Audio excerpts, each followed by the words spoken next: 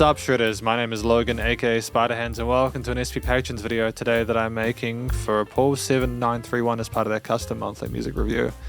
And if we switch over to here, we have a track on the screen from a playlist from LSL, and this is titled, the act I think is False Clauses, and the track is named The Bells Tai Ryu, if I'm not mistaken. So we're going to listen through this track from start till finish. We're going to hear what we think. Let's go.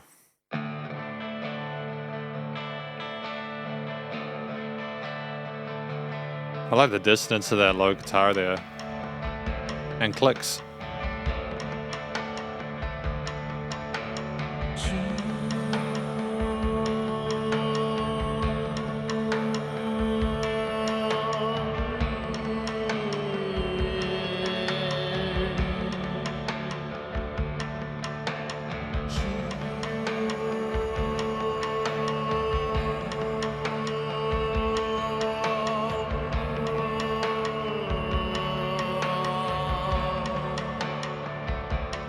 So mysterious with those vocals.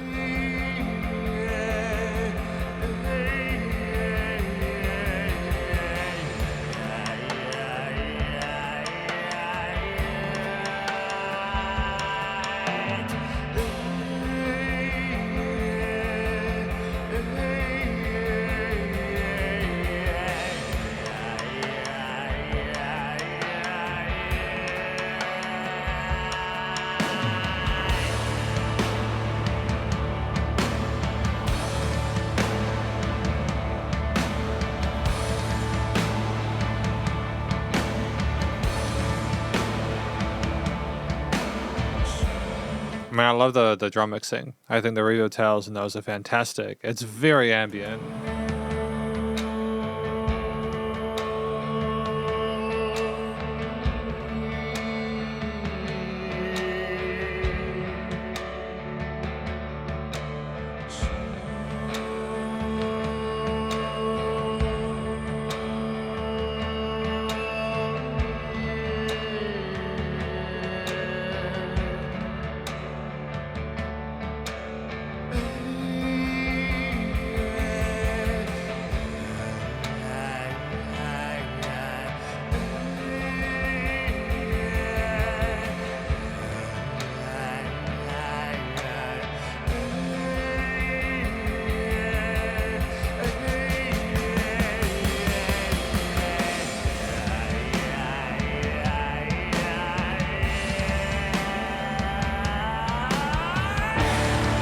Ah, vocal fry, nice. I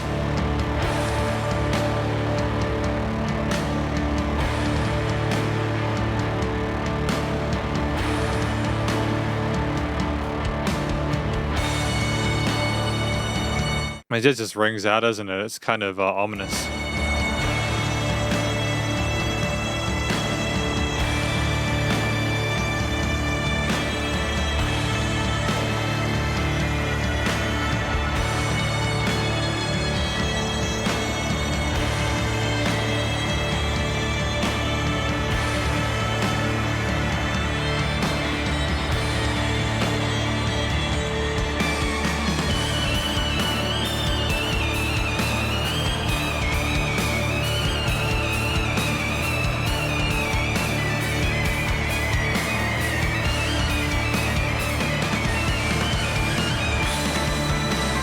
Is that a sonan? Like, is that a sonan, that instrument there? I mean, I could be wrong. But it does sound like a kind of loud, kind of brassy instrument there. I love a solo, man.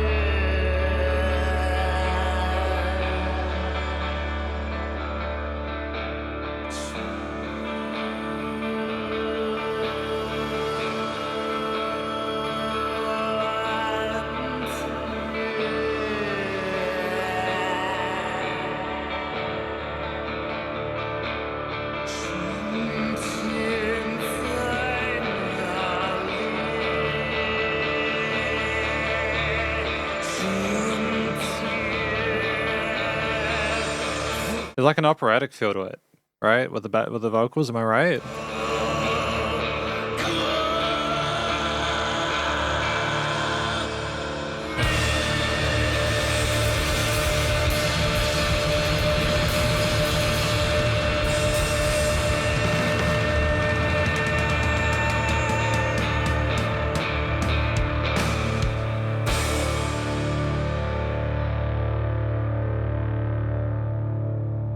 Tremendous. Well done. That's wonderful. That's really well handled. I think there's a lot of love been put into that track from the musicians involved. Because welcome to the conclusion of my review of this track from an act named False Clauses, if I'm not mistaken, titled The Bells, Tairu. I liked it. I think it was fantastically handled. It's a really interesting piece of music. It's not an instrumental because there were vocal parts, but a lot of it is. And I think that the vocals, even though I'm not sure what the lyrics are saying, they're still almost like you can kind of feel it through the intensity of the performance there.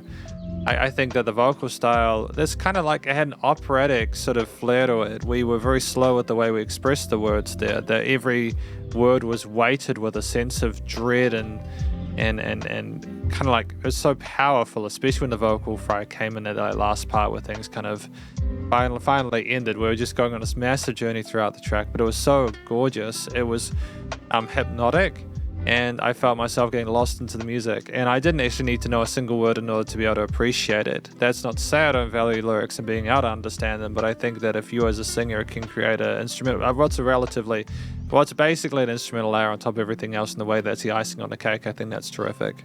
The track at 5 minutes 37 was wonderful. We were really adept at just expressing just the power of the guitar, bass, drums, as well as that. I think that was a Sonan, if I'm not, Suona, if I'm not mispronouncing that. Or it could be a Chinese flute, to be honest, but it did sound like a loud. I've got the guide to the different names up there. It was wonderful. The track at the start, just starting with the click-clacks of the percussion with the guitars and everything like that, the vocals coming in eventually, and then you had the full drum kit coming with the bass and the guitars, and then the sonan, the brass instrument came with an absolutely phenomenal solo around the midpoint, to then come in with more vocal stuff in that later half.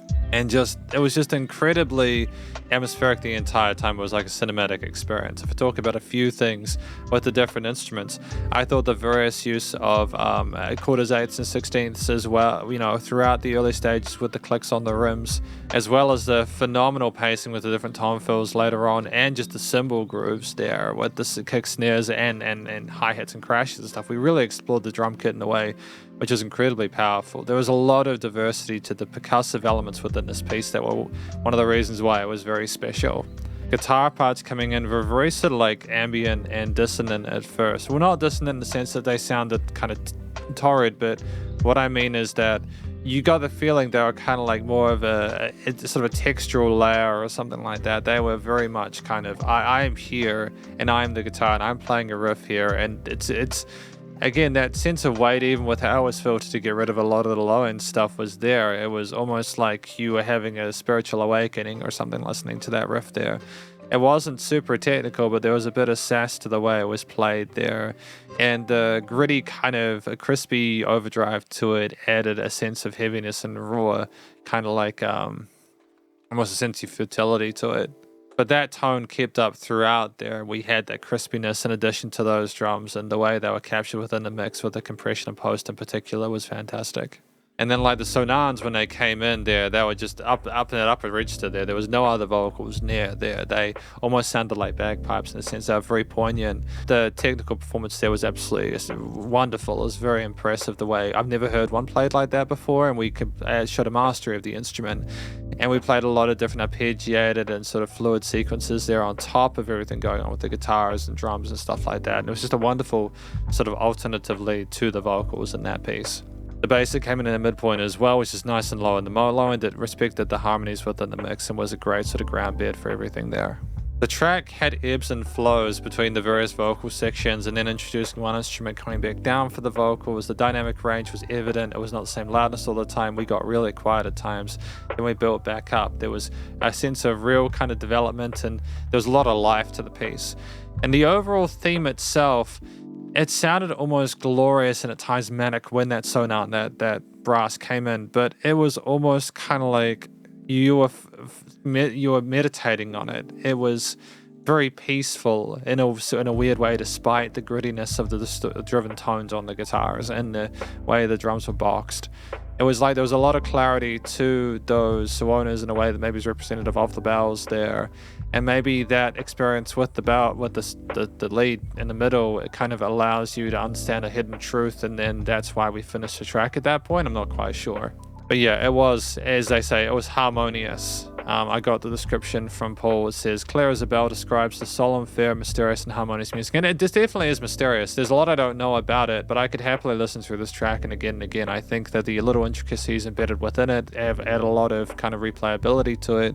And it was just, the performance was incredibly tight as well. There was a great chemistry between the members involved, and I don't think there was a note out of place. The drum fills and the guitar parts just integrated so neatly, and then just to have the minimalism that it laid in the middle, and just for it to kind of end like that with the big at the end with that crash, things to fade out from there was just absolutely tremendous. Yeah, there weren't any harsh textures, even though there are kind of spicy bits. The studio recording, mixing, and mastering, though, was wonderful. I really appreciated, since I didn't try to sort of like sterilize or kind of be too pedantic about the EQing and stuff, they let a bit of fluff in there that allowed for a bit of mistiness there, and I kind of appreciate that tone there, that mid-range resonance. It got really heavy when like everything came in that mid part there and near the end as well, with the vocal fry and stuff. And I like the fact that we allowed enough room dynamically for that to occur. I think the music surrounded us in this stereo field. We had slightly different guitar tones in different parts on the sides, on left and right there, which kind of made you wonder what was going on there. But everything belted when it got full, and it was just nicely layered across the frequency spectrum with no weird resonant frequencies. It was nice and loud without pumping, so the bus compression limiting was handled. And the guy could just sing. I know I need to talk about the vocals beforehand, but that guy was a wonderful singer.